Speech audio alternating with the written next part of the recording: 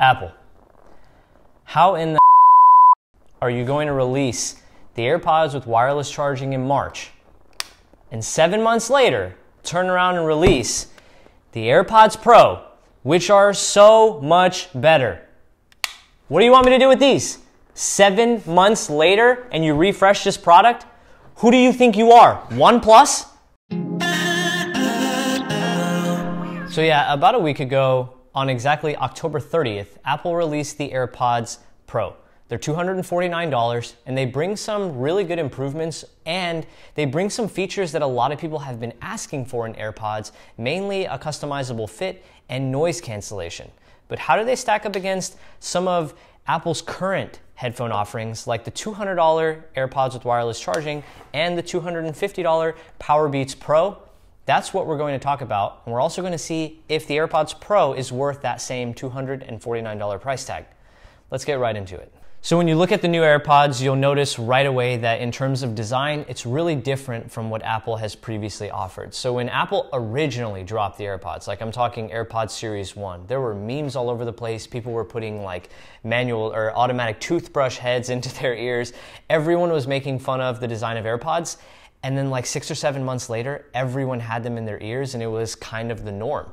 Well, Apple has now changed it up with the AirPods Pro. You'll notice compared to the previous generation AirPods, the stem is a lot shorter this time around. There's also a small ridge on the stem, and that's mainly because in order to interact with these AirPods, you now squeeze the stem as opposed to double tapping the top of the stem, which is also kind of interesting. The actual casing that holds all the audio drivers is also a lot bigger compared to previous generation AirPods, and that has to do with the fact that audio is now a lot better compared to even the AirPods 2 on the AirPods Pro. And obviously one of the biggest changes is there's now an ear cushion found at the tip of the AirPod. Now this allows for a more customizable fit. There's 3 sizes of ear tips inside the box, small, medium, and large.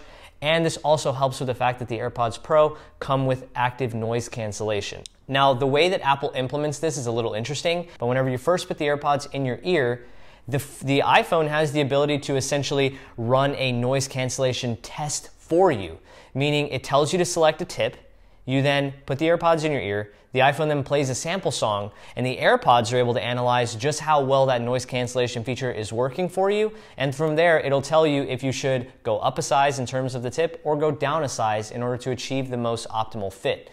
Now this is really cool, and it's all built right into the user experience of the AirPods, so it's pretty seamless. Now with all these new features built in order to improve the overall fit of your AirPods, Apple firmly believes that these are AirPods that are also good not only for just casually listening to music, but for working out. Now, I do totally understand. I personally have friends that use the older sets of AirPods to work out at the gym or even go on runs. But for me personally, my AirPods would definitely fall out of my ear if I do any of the types of lifts that I do at the gym, or if I go running, they will 100% fall out. Hence why I use these headphones to work out. These are the Powerbeats Pro. Now with the customizable ear tips that Apple has now included with the AirPods Pro, the level of fit is definitely enhanced. You still don't get that personalized, I would say one-to-one fit that comes with having something like an ear hook on the Powerbeats Pro. So in terms of which headphones I'm taking to the gym, I'm probably still picking the Powerbeats Pro, especially if you listen to music that is really heavy on bass. In my opinion, AirPods have always kind of been lacking on bass. But in terms of overall audio quality, the AirPods Pro sound really, really good. Now, are they going to beat out other headphones at this price range? Probably not, because at this price range, you have some really stiff competition, but AirPods have never really been about having the best possible audio experience. It's always been more of the user experience in general. So to backtrack a little bit, just how well does that active noise cancellation works? I would say it's good enough to get the job done. Now, obviously, whenever you're talking about in-ear headphones, even with a customizable fit, thanks to different size ear tips, you're not going to get the best possible experience whenever it comes to active noise cancellation. But in general day-to-day usage, the AirPods Pro is going to do what it needs to do to cancel out most ambient noise around you if you want that mode turned on.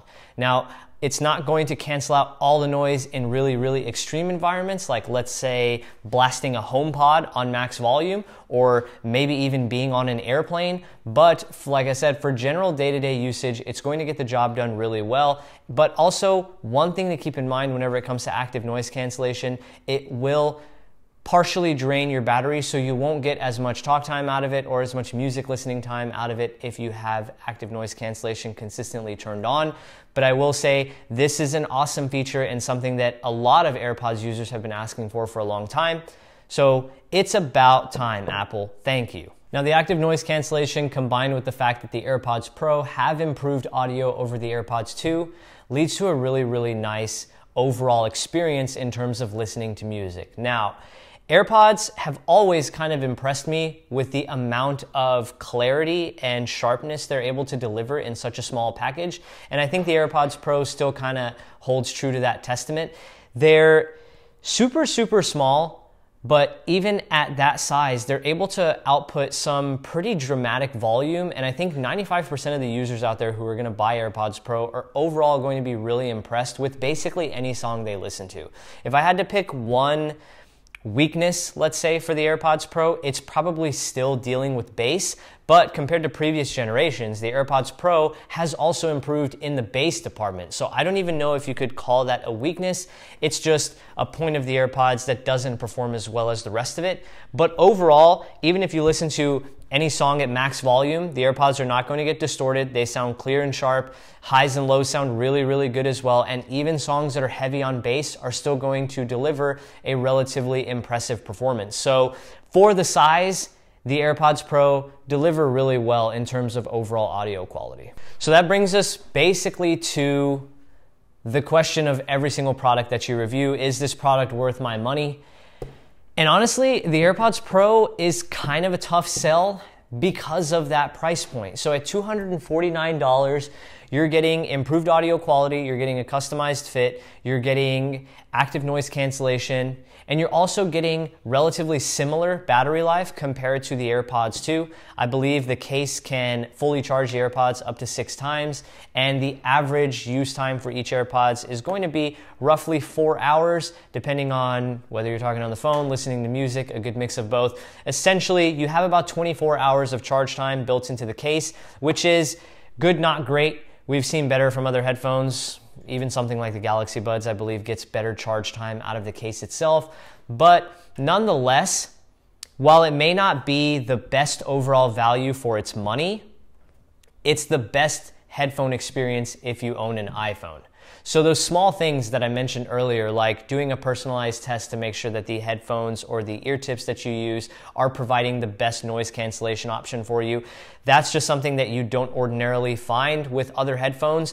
The way that Apple has managed to integrate AirPods with the software, with the user experience into the iPhone, is just not something you're going to find from other headphones. I mean, even the overall user experience from the Powerbeats Pro, which Apple now owns, is still not as good as the user experience you're going to get on the AirPods Pro. So should you buy the AirPods Pro if you want the best quality audio? No. Is it the best value for the money? No. But is it going to give you the best overall user experience in terms of headphones when it comes to simplicity of use and just being happy whenever you're using the device? I'm going to go with a resounding yes on that one. It's hard to beat a company who not only owns the headphones, but also owns all the software and the tuning that goes behind it, and they also own the entire phone that it's meant to be paired to. It's really hard to beat that combination. So for the price, no. For the user experience, yes. That is my verdict on the brand new AirPods Pro. But let me know if you guys are going to buy a pair, because it is holiday season, and Apple, I see you guys. You guys brought these out just in time for the holiday season to try and get people like me to invest their money in a pair. These aren't mine, for those that are wondering. This is someone in the studios. But am I going to buy a pair? Probably. But that's because I'm weak. Anyways, thank you guys for watching. Please be sure to like and subscribe if you enjoyed the video. And as always, I'll catch you guys in the next one. Peace.